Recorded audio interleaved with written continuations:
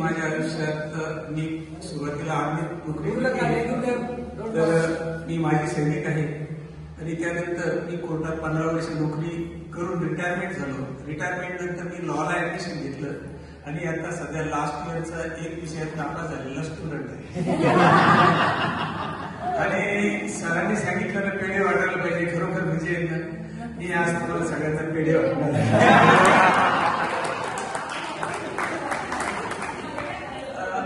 मला सांगायचं म्हटलं तर मी SSY सर्वप्रथम मी ह्या SSY कल्चरमध्ये आलो ते 2004 ला. तर माझे मित्र परिषदास कुंभकर्ण, मी त्यांचे खूप खूप आभार मानले पाहिजे. आणि आजच्या ह्या बॅचसाठी जे आलो तो ज्ञानेश्वरजी तांबे आणि डॉक्टर जेजुरकर असा सहयोग आला. ते म्हणले मेजर तुम्ही AMC ला येत आहे. म्हटलं काय हरकत नाही, पण मी सगळं विसरून गेलेलो आहे. खरं जे एकदा मी प्रामाणिकपणे सांगतो की आता जे योगा ते प्राणायाम वगैरे काय करतात ना, ते मी सगळं विसरून गेलो. प्रार्थना वगैरे मला काही येत नव्हती. मी फक्त त्याच्याकडे बघायचो आणि जेवढ्या ऍक्टिव्हिटीज करता येईल ते करत होतो. आता आपण SSY मधून जे शिकतोय ते अगदी प्रामाणिकपणे करून करायला पाहिजे. आजपर्यंत मी रिटायरमेंट झालो. आता सगळं काही आहे माझ्याकडे, जे काही मिळवण्यासाठी मी आलोय असं तर अजिबात नाही. पण आता जे वयाने कमी आहे, ज्यांनी आपल्या आयुष्यात कमवलं पाहिजे आणि खरोखर प्रत्येकाने कमवलं पाहिजे व्यक्तीचे, म्हणजे मला आता मिळवायचं असं काहीच नाही. मला फक्त करायचंय ते गुरुजींसारखं काम करायचंय, म्हणजे आपल्याला देण्याचं काम करायचंय. आपण स्वतःसाठी तर प्रत्येक जण करत असतो. आयुष्यात सर्वप्रथम गुरु असतील ते माझे जन्मदाते माझे वडील. वडिलांनी मला सत्याच्या मार्गावर चालवायचं शिकवलं आणि मी मिलिटरीत नोकरी केली. तर माझ्याकडे धैर्य हे भरपूर आहे, परंतु त्या धैर्याचा वापर करण्याचा योग मी SSY केल्यामुळे आलाय हे मी आजपर्यंत या जगाला सांगू शकलो नाही. परंतु इथून पुढे मी जेव्हा कधी माझ्या कामाचा कुठंतरी ओघाने ओळख करून द्यायची वेळ येईल त्यावेळेस मी निश्चितच सांगेन की धैर्य असून चालत नाही. त्या धैर्याचा वापर आपण आपल्या आयुष्यात केला पाहिजे. तर तो वापर मी SSY मुळेच करू शकतोय आणि केलाय. धैर्य कसं असतं बघा, आता आपण प्रत्येक ठिकाणी आता गुरुजींनी आपल्याला शिकवत असताना सांगितलंय की आपण सिक्युरिटी बघत असतो आयुष्यामध्ये. आणि खरोखर सिक्युरिटी हा ऍस्पेक्ट ज्यावेळेस आपल्या मनात येतो आपण कुठलीही गोष्ट करण्यापासून उचलतो आणि आपण पाठीमागे जातो.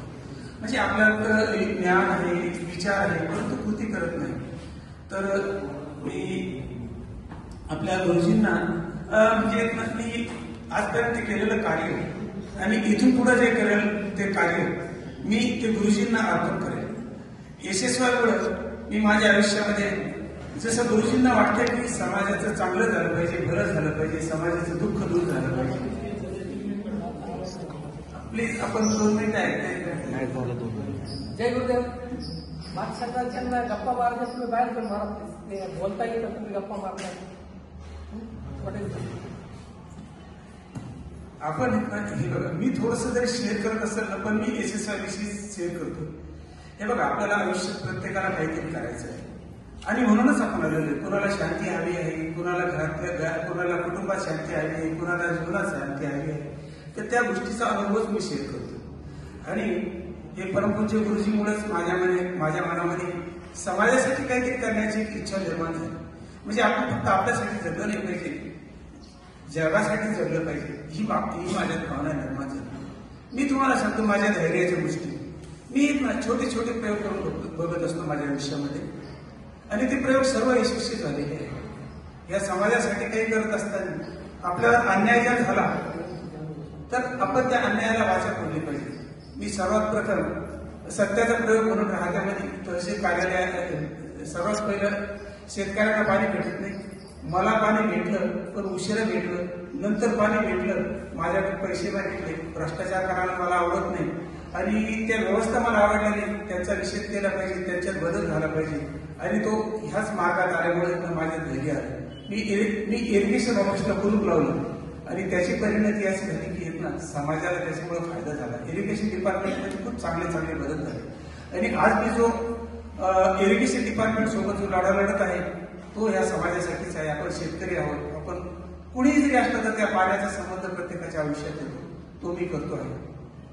गुरुजींची प्रेरणा घेऊन मी रिटायरमेंट झालो. म्हणलं आपल्याला आयुष्यात गपचूप बसून राहायचं नाही.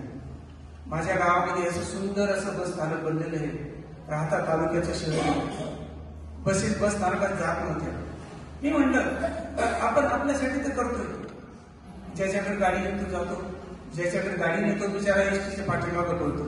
माझ्या मनात एक दिवस भावना आली, नाही आपण या गावासाठी या समाजासाठी केलं पाहिजे.